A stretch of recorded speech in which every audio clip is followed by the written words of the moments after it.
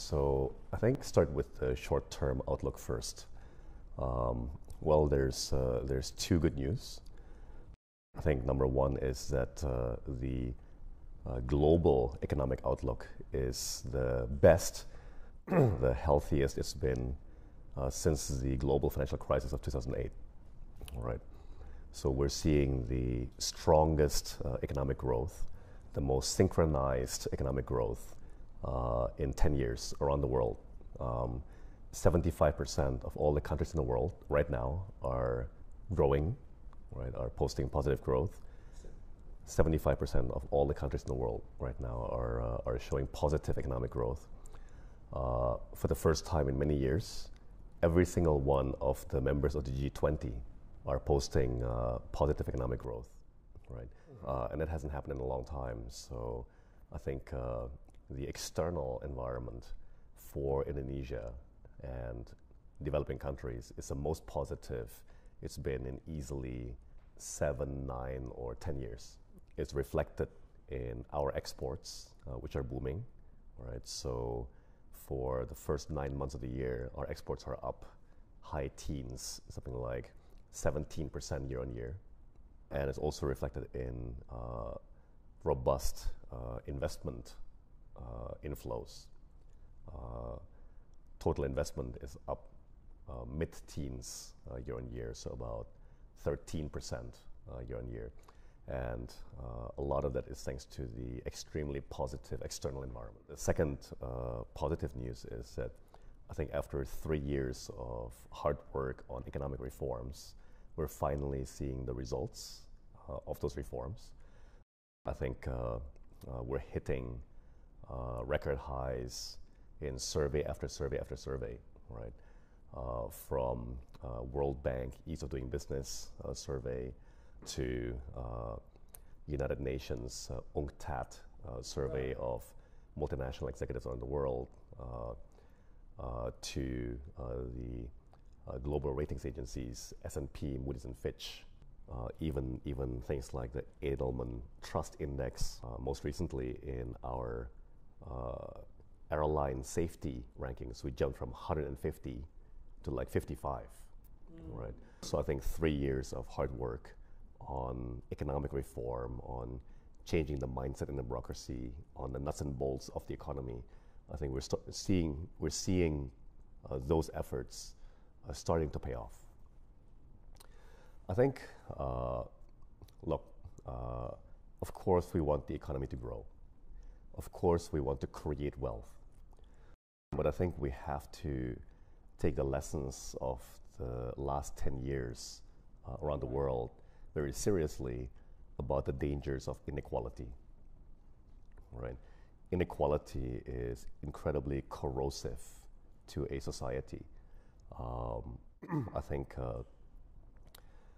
we've seen the rise of populism around the world, right? And that comes from huge frustrations of the bottom 70% whose incomes and household wealth has stagnated, while the top 5% have really captured almost all of the gains from economic growth. So if you ask me what would be our vision for Indonesia 2045, I would say number one thing is a just society, right?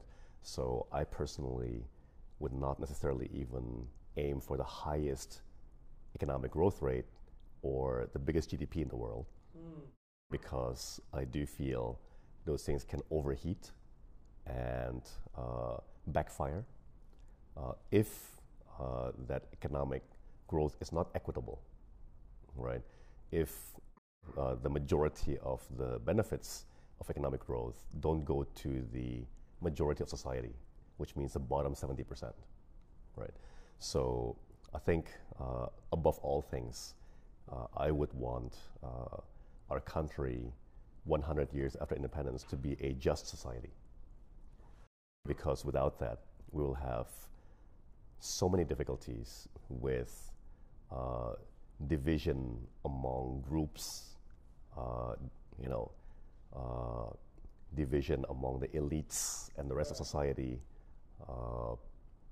and popular frustration breeding an unhealthy environment that eventually creates bad politics and bad policy, right? Benefits in 2045 will be very different compared to benefits in 1945, right? But maybe in some ways, many of the same things apply. For example, we all want to be healthy, right? We all should be a wise society with a positive culture. I think technology and development can definitely create wealth, can definitely grow the economy, but it will take very proactive and conscious efforts to make sure that technology and development benefit the bottom 70% first, right? I think left to its own devices, left to the wild, right? To completely wild market forces, right, if you will, you're going to get very unequal society, and you're going to get backlash from the bottom 70% that translates into populism or support for demagogues and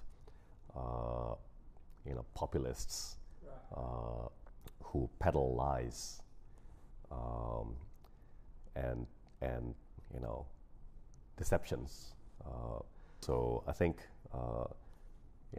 we should really take our time and put in the extra effort to boost the bottom 70%, irrespective of the possibility that we might sacrifice extremely high economic growth rates in order to maintain social justice.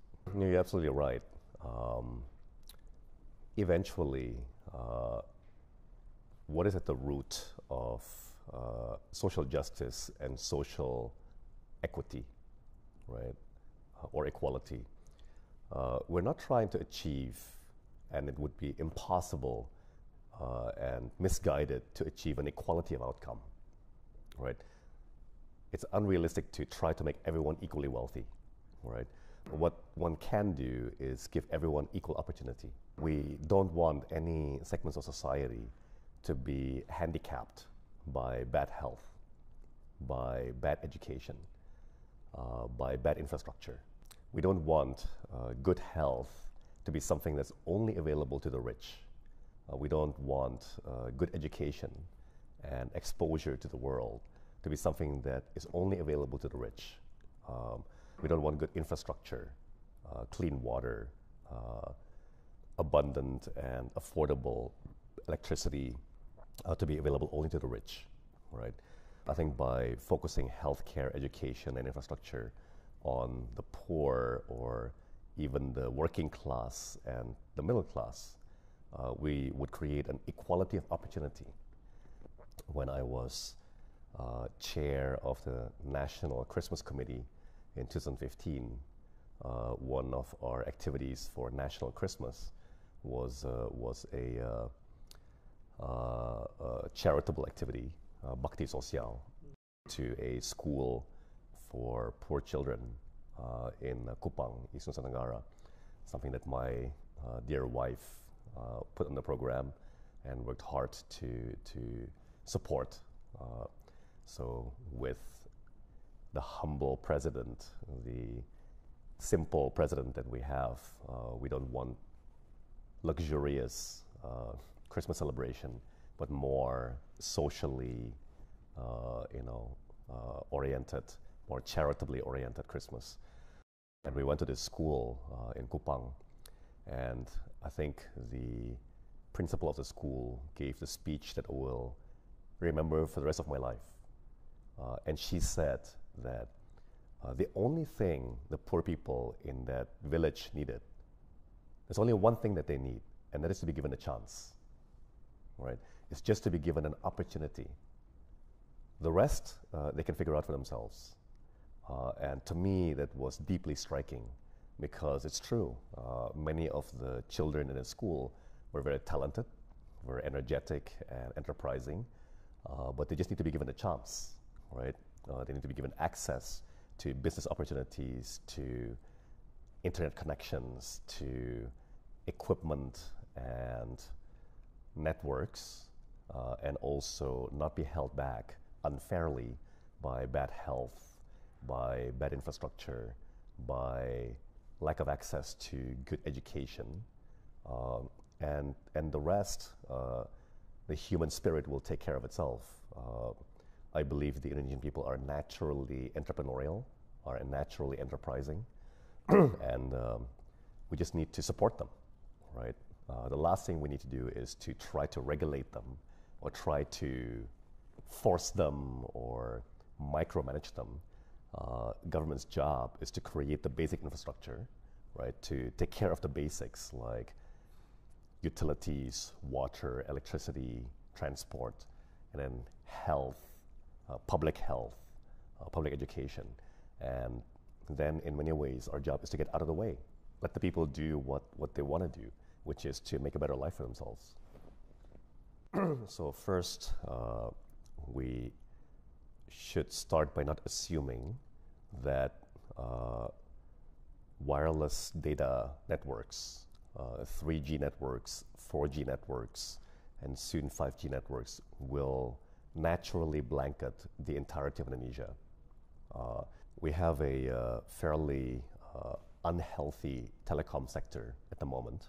Yes, it's posting high growth rates, but it is over-dominated by one single company, which is a state enterprise, which is Telkomsel, right?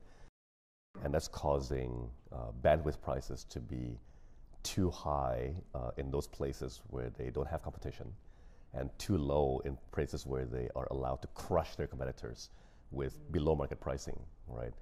And over time, that will prevent a balanced and healthy telecom sector that would generate sustainable profits that can over time be reinvested in good networks that are evenly spread. So, we have a big challenge in rebalancing the telecom sector to be a healthier competition, because right now I believe just one company is capturing more than 90% of the entire industry's profits, right? That will not lead to an evenly spread, high quality wireless data network. And that's the first prerequisite for the digital revolution, for the industrial revolution 4.0 and what have you. There's also plenty of other bad policies that we have to fix at the moment. But I just wanted to raise that as an important homework we still have to do. But assuming that we do get the policies right and 4G networks and 5G networks blanket the whole country, we have to create a lot of policy space for experimentation. As President Jokowi has mentioned several times, innovation requires experimentation. That's the number one basic principle behind innovation. Innovation cannot be created by regulation. Innovation cannot be forced. Innovation comes naturally by people trying many, many new things, of which most things fail. In e-commerce, in digital startups, the failure rate will be 70% to 90%, right? What we see today, the Googles, the Amazons, the Facebooks, are in that 10% that succeeded. But imagine if the American government had not given the freedom for innovators to experiment and to fail safely, then there would be no innovation from that 10% of the survivors. So in the bureaucracy, we still have this mindset that our job is to regulate. Actually, nothing could be further from the truth. Regulation is a necessary evil, that is required to be kind of like traffic signs or traffic lights, right? Just to set forth some basic rules of engagement, right? But beyond that, we should not seek to regulate everything there is, right? That will actually kill innovation, that will actually stifle innovation. What we need to give is the freedom for people to experiment and try different things, and not immediately want to say, oh, that needs to be regulated. I think fintech is a perfect example. And I guess I'll take this opportunity, Shoaib, to point out that unless we take a deregulation-oriented approach, right? Unless we take a freedom-oriented approach to e-commerce and the digital economy, our own people, eventually all 256 million of them, will leave us behind, leave us, the government, behind, right? Why? Because as any economy in the world develops, its economy will shift towards the services sector. Services like education, like healthcare, and like financial services. Now, services are most easily transferred to the internet. And as President Jokowi has emphasized on so many occasions, the internet is naturally borderless. The internet means the death of distance. The internet is inherently global, right? Once our people go to the internet, we will not be able to regulate them, right? They will find all kinds of services, the best services available anywhere in the world. And not only will we not be able to regulate them, we won't even know it's happening, right?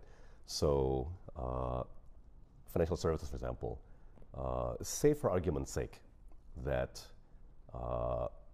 tomorrow we banned Visa and MasterCard.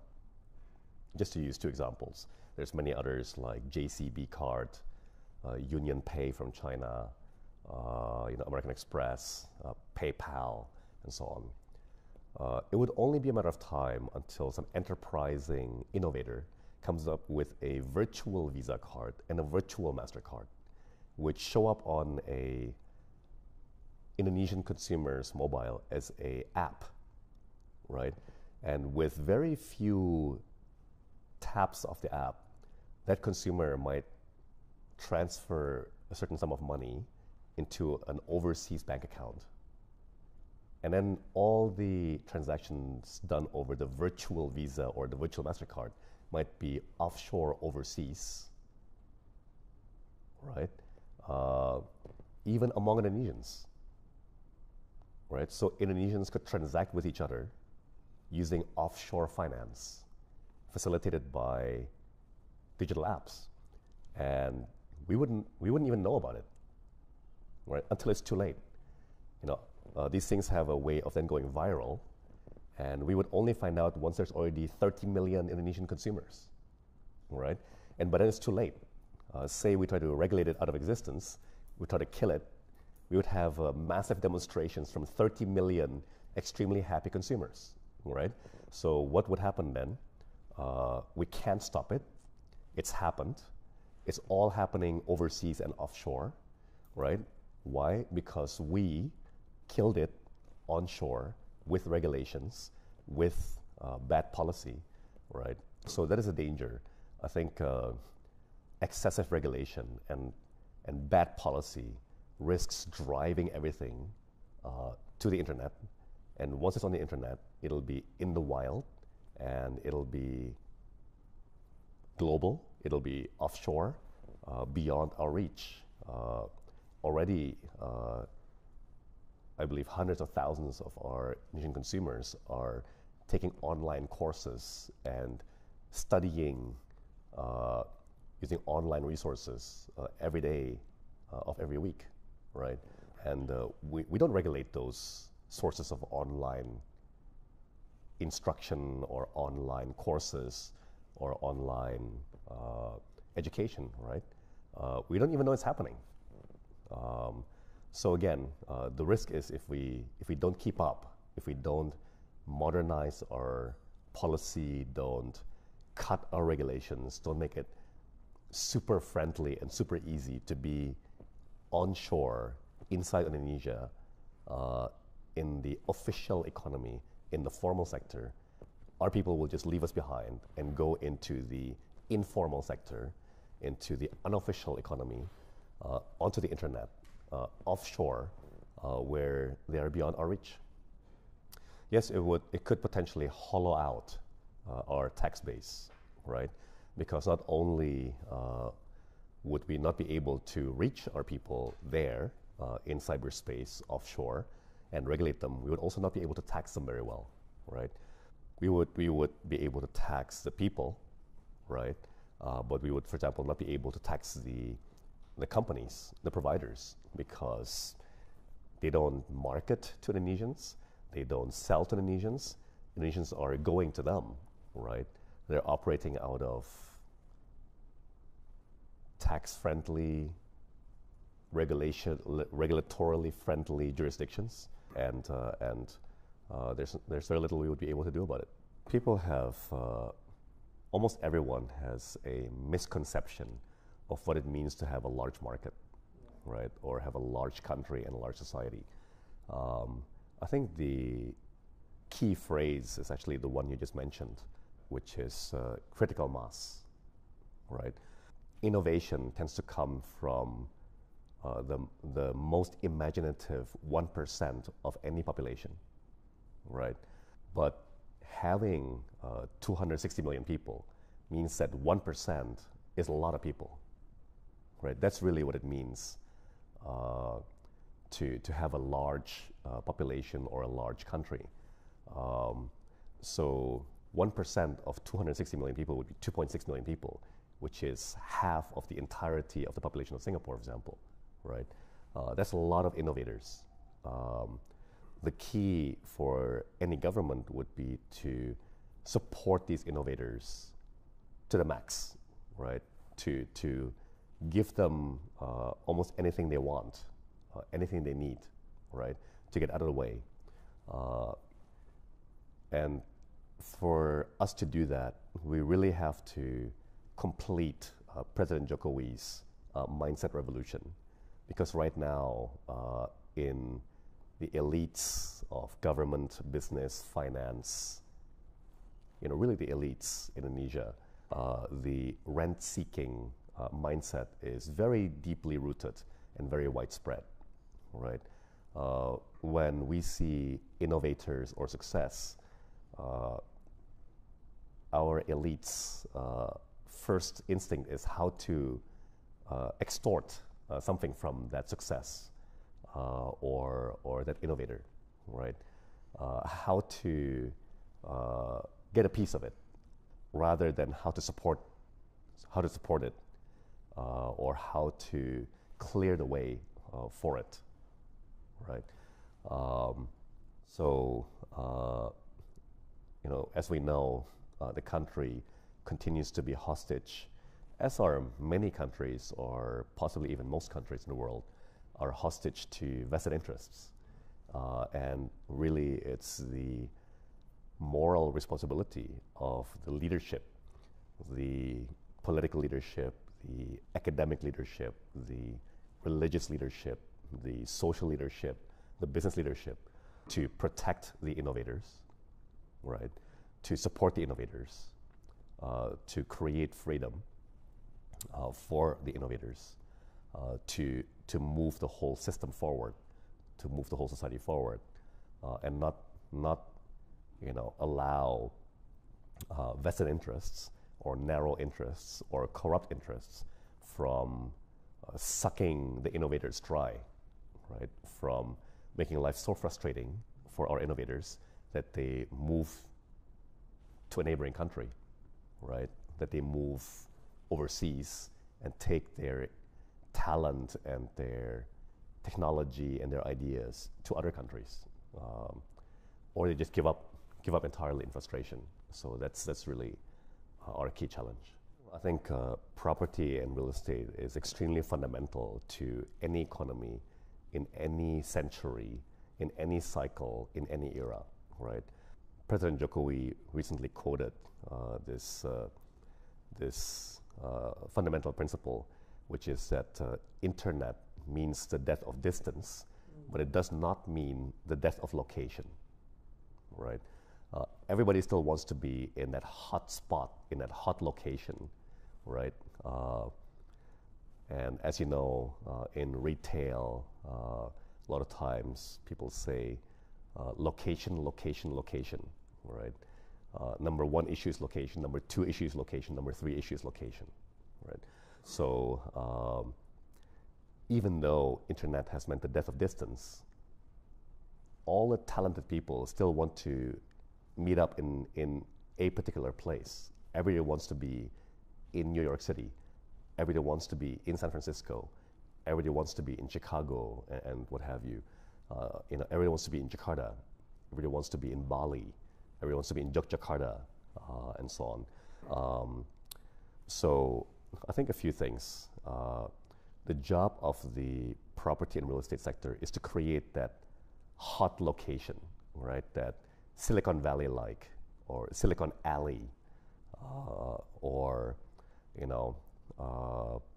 the place where it's cool and hip and sexy for the talented and imaginative people to be, right? Hollywood, Bollywood, Gurgaon, Hyderabad, London, the city of London, and it can be created from scratch. Dubai was nothing 25 years ago. It's a serious hotspot today, right? And more and more people now know that my undergraduate degree, my S1, was in urban planning and city planning, right? Urban design, city planning. So I think a few highlights of what it takes to be that cool, hip, sexy location. Number one, pedestrian friendly. I think density, right? Very closely packed clusters where people can walk and bicycle around is absolutely key, right? Because the most talented people for whom the most precious commodity is time, they cannot afford to lose a lot of time in traffic jams and the like, right? They also cannot afford to put up with the frustrations of traffic jam, polluted cities and the like. So they will want the urban lifestyle that is healthy, time efficient, and frustration free. And that basically means very pedestrian friendly, very bicycle friendly, right? There was a Bloomberg article a few months ago that the new ultimate perk is walking to work or bicycling to work, right? And there's a famous phrase from one of the leading urban designers of all time, which is the mayor of Bogota, Colombia, the inventor of the bus lane, right, the busway system. And he said that in a civilized society, in a truly prosperous society, it's not that everybody can have cars, but that the rich take public transport, right? And I think that's a really good illustration. If you go to New York, if you go to London, if you go to Hong Kong, if you go to Singapore, even among the richest people there, they take the subway, they take a taxi, they take the bus, right? And are extremely happy to do so. So that is a mark of the ultimate achievement of a society, of a civilization, is when the rich and all the elites regularly and happily take public transport every day and every week, right? It's not that, if you're looking at a society where even the poor have cars, that will not be a just or healthy society, right? Because reliance on cars will breed obesity, will breed pollution and traffic jams, whereas reliance on walking, bicycling and public transport promotes physical activity, therefore good health, promotes lack of pollution and clean air and less emissions, and that's what's going to define the sexy, hot location in the 21st century. And that's both the job and I think the opportunity for the real estate players, the property developers, and I think that's what's going to differentiate the winners from the losers, is creating those hot locations. Well, first, we have to stop making it so difficult for them to come, right? A top 5 complaint of investors is the difficulty of getting work permits and entry visas for international professionals and international talent. It continues to be an incredibly inefficient and bureaucratic, and many people will say corrupt system. So I think fixing the work permit, work visa, long stay visas process is the first thing we have to do in the next few years. The second thing is, look, in order for Indonesia to retain its best talent and attract the world's best talent, all we have to do is be ourselves, right? I believe one of the greatest strengths of Indonesia is the natural sincerity of its people, the natural warmth and sympathy, the charisma of our people, right?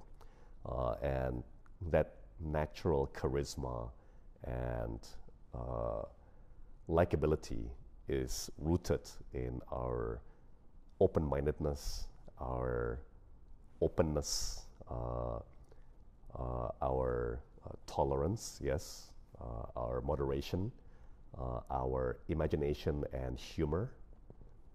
And I think that's what President Jokowi is fighting so hard to protect, right? By fighting for our moderation, our openness, our tolerance, right? Openness requires tolerance, right? You have to be tolerant of different kinds of people, not only around the world, but inside the country. That's what openness is, right? To preserve those things requires that we fight to protect our moderation and our tolerance. And once we maintain that, we are naturally the most likable people in the world. As you know, I travel the world constantly as the Republic's salesman-in-chief, and I get no other comment more often, which is that Indonesians are the nicest people, the best people in the world, right? Whether it's in the Middle East or in North Asia or in America, anybody who's been exposed to Indonesians say they are so nice, they are so creative, they have great humor, and we just love them, right? But I think it's more of a struggle than a lot of people realize for any society and any country to keep its soul, right? There's many temptations, there's many ways for a society to go down the wrong path. And I think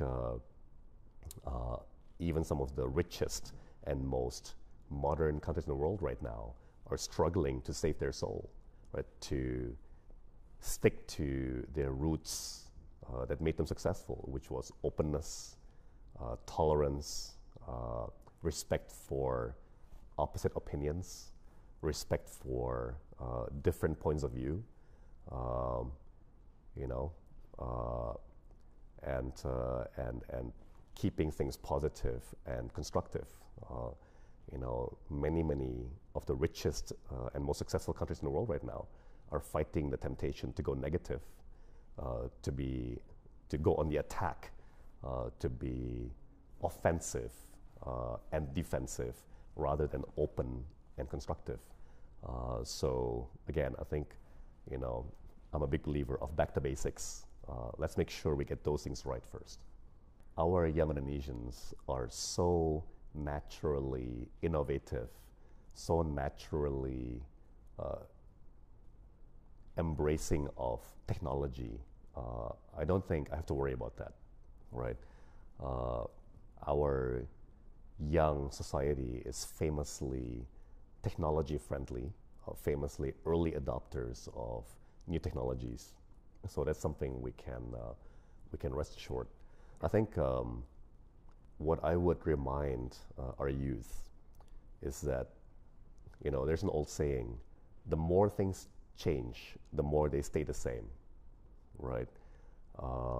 Throughout the centuries, throughout many different cycles of technology and innovation, the most important things in life are still friendship, are still family, you know, are still memories and inspiration and sadness and wisdom and courage.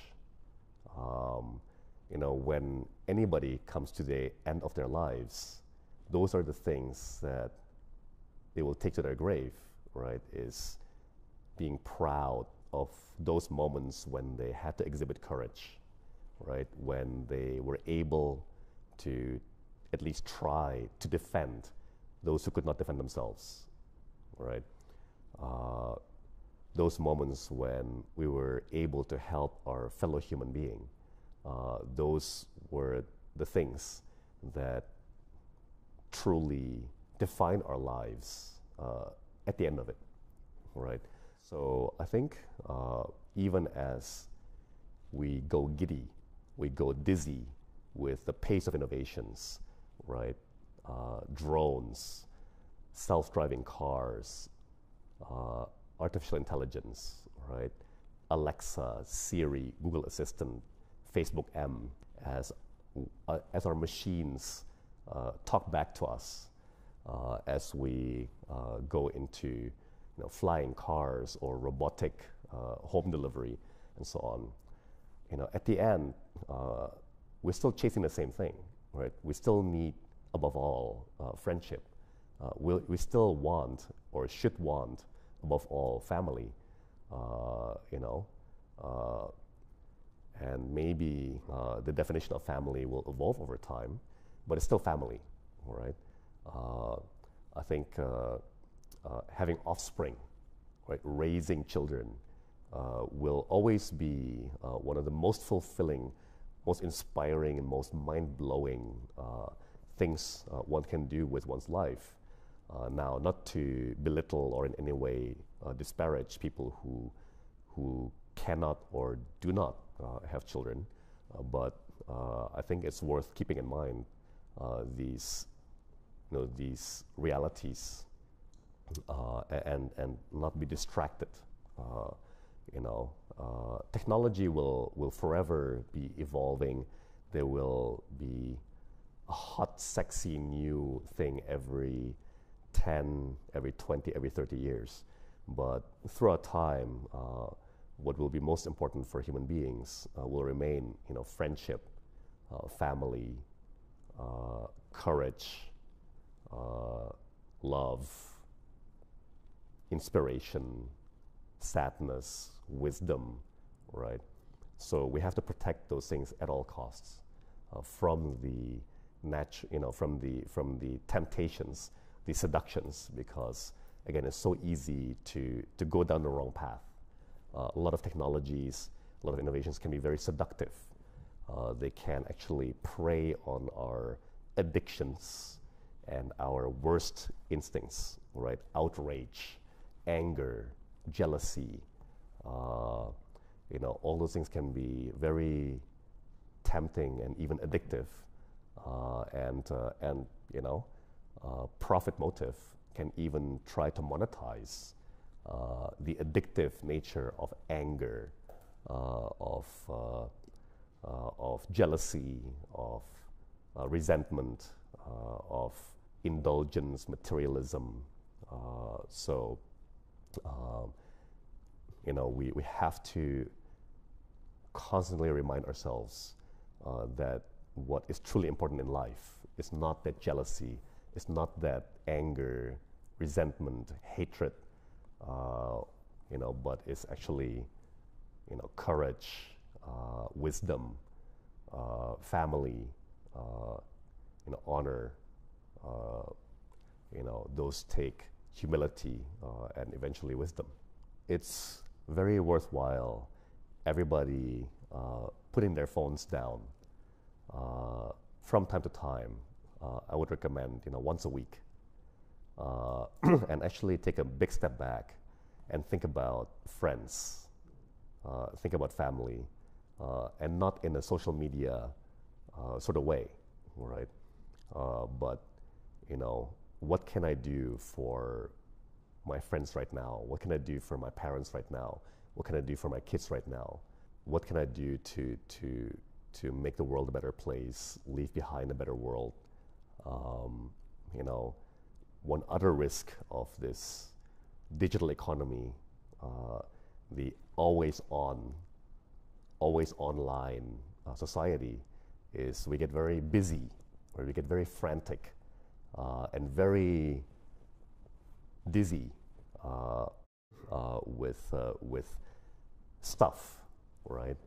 That we forget that actually, those are not the things that ultimately define our lives, or are the truly important things in life.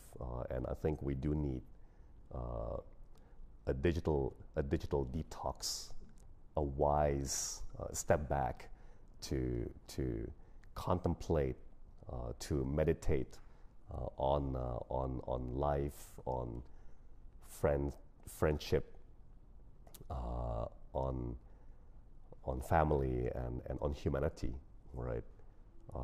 And even on morality. What do we consider right? What do we consider wrong? If we do that, that's probably our best assurance that technology empowers us, and to make sure that technology doesn't destroy us.